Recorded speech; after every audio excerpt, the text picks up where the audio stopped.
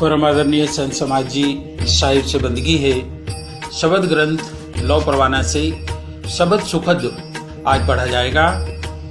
दोहा है साहब, उत्तर ध्रुव दक्षिण उगे, रतिपति रैन सिराए, पूरब भानु पश्चिम उगे, तभौ न करम गति जाए।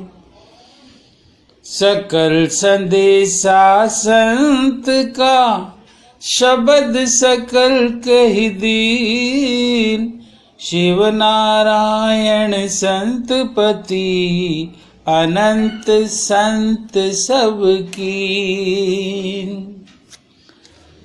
सदगुरु महाराज लिखते हैं कि इस खंड के अंत में दिए गए दोहे में स्वामी जी की छाप है, अतः इसे वास्तव में शब्द ग्रंथ लव परवाना का समाहार या उपसंहार कहा जा सकता है।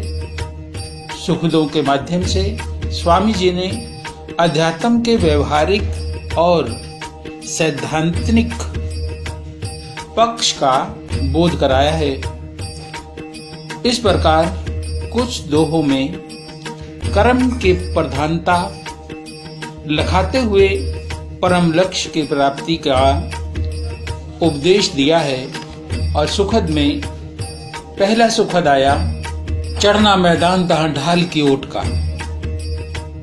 चढ़ना मैदान तहां ढाल की ओट का, चलना करम ठेल तो ठेलम ठेल का। स्वामी जी कहते हैं कि सूरवीर जब युद्ध के मैदान में कूद पड़ता है तो ढाल की ओट लेकर अपने बचाव की चिंता नहीं करता है।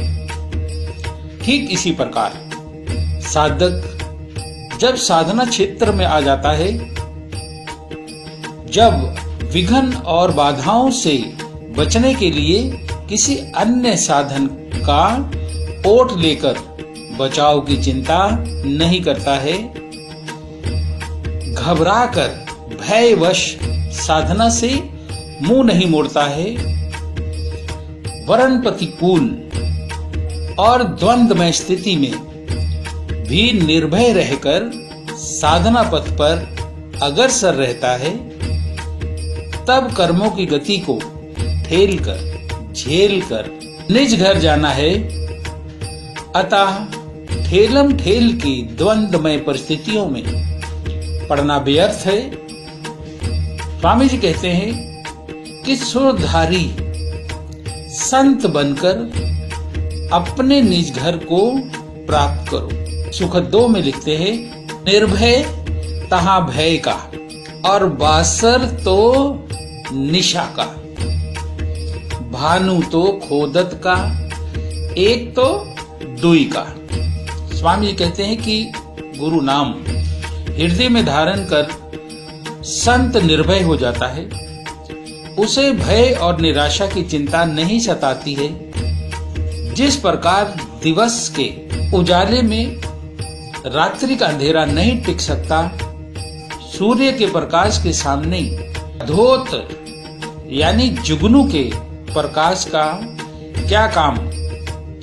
स्वामी जी कहते हैं कि इसी प्रकार ज्ञान का प्रकाश होने पर अज्ञान का अंधकार अपने आप स्वयं मिट जाता है।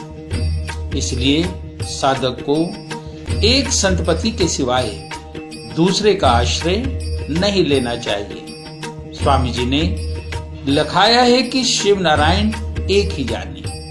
तो बोलो सदगुरु परमात्मा की जय, अपने माता पिता की जय। साहिब से बंदगी है।